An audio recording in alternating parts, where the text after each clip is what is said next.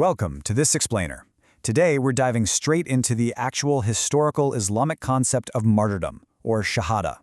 Now you and I both know there's a ton of noise out there about this topic, but we're going to cut through all of that and look strictly at what the foundational texts actually say. Oh, and just a quick heads up on the visuals. To respect the gravity of these concepts and honor historical traditions, we're intentionally not using any drawings of people today. We really just want to focus on the sheer weight of the ideas themselves. Let's get into it. So let's start by tackling a pretty seductive myth, shall we? You've probably seen how certain extremist tuck-free groups market martyrdom as this sort of easy button for eternal bliss. They pitch it as a chaotic shortcut to paradise, right? Like it's just a quick way out of worldly problems through treacherous or even suicidal acts. But is that actually what the theological texts support? Well, spoiler alert, no way. As you'll see, the reality is vastly different. It's heavily regulated and requires an almost unbelievable level of discipline. To break this all down, our explainer today is split into 4 quick parts. 1. The honor of martyrdom. 2. The power of intention. 3. Justice over vengeance. And 4. Actions that negate martyrdom. All right, Section 1, the honor of martyrdom, the ultimate status. Let's look at exactly why this status is so incredibly sought after and how it drove those early Islamic armies. The foundational texts promise these immense, literally mind-boggling rewards to a true martyr, or shaheed. According to a well-known hadith from the Prophet Muhammad, there are 6 very specific privileges on the table. First, they're forgiven with the very first drop of blood. Second, they get to actually see their place in paradise. Third, they're protected from the torments of the grave. Fourth, they are totally safe from the great terror of the Day of Judgment. Fifth, and this is a big one, a crown of dignity is placed on their head where just a single ruby in it is said to be better than the entire world and everything in it. And finally, they're allowed to intercede for 70 of their relatives.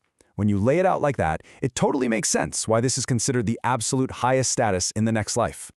Moving on to Section 2, the power of intention, the internal filter. Now here is where it gets really fascinating. Achieving this elite status isn't just about the physical stuff that happens on a battlefield, not at all. It requires passing a massive, completely uncompromising internal filter known as niyya, or intention. This leads us right to a foundational hadith. Verily, actions are only accepted by intentions. And look, this isn't just some minor guideline. The scholar Imam Abu Dawud actually stated that this single hadith makes up half of Islam. It's a huge reminder that absolutely no external deed is accepted by God unless the internal motive behind it is pure. Scholars like al-Shafi'i hammer this point home. The religion demands perfect harmony between these two halves. Think of it like 2 sides of a coin. On one side, you have external actions, the physical deeds, the rules, the things people can see. But on the flip side, you have internal intentions, the hidden motives buried deep in the heart and mind. You literally cannot have one without the other. It's a system that demands constant, rigorous self-accountability. So what does this internal filter look like in real life? Well, the famous poet and scholar Rumi tells this incredible story about Ali ibn Abi Talib that hits the nail right on the head. Ali was locked in this fierce, intense combat with an enemy chief. Right in the heat of the struggle, the enemy spits directly into Ali's face. Now, human nature says you strike back harder, right? But instead, Ali immediately drops his sword, just stops cold. The enemy is totally bewildered and asks why. And Ali explains that he was fighting only to carry out the will of God, not to satisfy his own personal vengeance. The exact second his ego and anger were triggered by being spat on, he had to stop fighting. He had to ensure his intention was still entirely pure. Talk about discipline. Which brings us to Section 3, justice over vengeance, the external filter. Okay, so that internal purity, it has to translate into our external reality.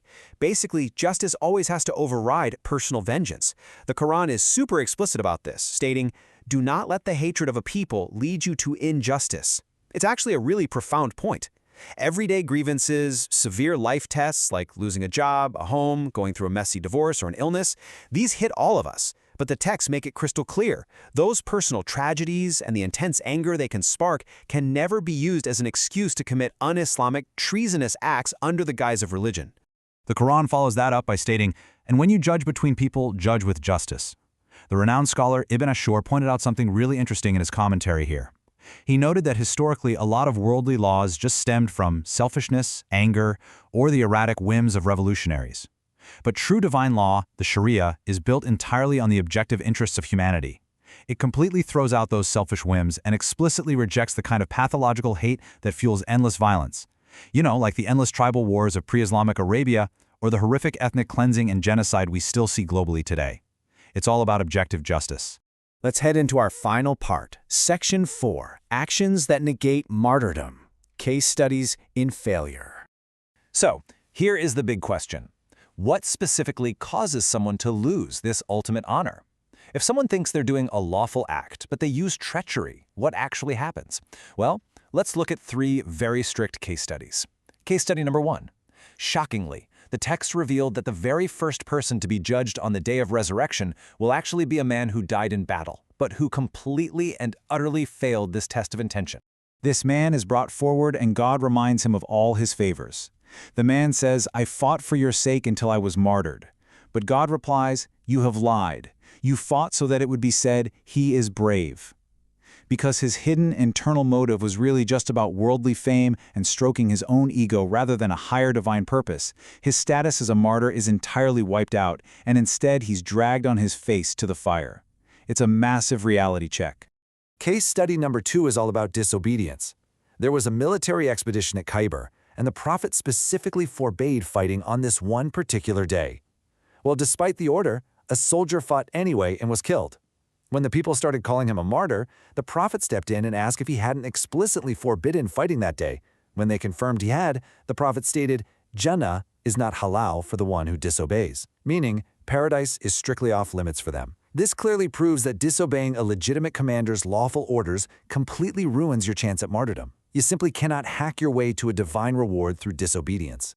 Then, we have case study number 3, which highlights theft from state funds. In an incident at Wadi al-Qura, there was a man named Midam. He was just unloading luggage when, out of nowhere, a stray arrow killed him. The people around him immediately start saying, "Congratulations, you will go to paradise." But the Prophet Muhammad corrected them right there on the spot. He revealed that this man would actually not go to paradise. Why? Because he had stolen a single black cloak from the war spoils at Khyber. The Prophet said that stolen cloak was now literally burning him with fire. And what happens next is just wild. When the people heard how unbelievably strict the accounting was over just one single cloak, a man immediately steps forward and confesses to stealing shoelaces. Literally just 1 or 2 shoelaces. And the Prophet responded, 1 or 2 shoelaces of fire. This drives the point home with absolute, terrifying clarity. Even the slightest bit of treachery, the absolute smallest theft, completely destroys the honor of shahada. So, what's the big takeaway from all this? This explainer shows us that martyrdom in Islam is never, ever a chaotic shortcut. It is definitely not a free pass for reckless or treacherous behavior. It is a meticulously, intensely regulated status. It demands absolute purity of intention, a total rejection of personal vengeance, and flawless adherence to the rules of conduct, obedience, and justice. Trying to gain this honor through disobedience or treachery, it instantly negates the whole thing. Which leaves us with a deeply personal thought to chew on. If the absolute highest honor in the faith requires such a flawless, meticulous level of internal and external discipline, I mean down to a single shoelace or a split-second flash of ego, how carefully are we examining the hidden intentions behind our own everyday actions? I'll leave you to reflect on that profound standard of self-accountability. Thanks so much for joining me for this explainer. Keep learning, and I'll catch you next time.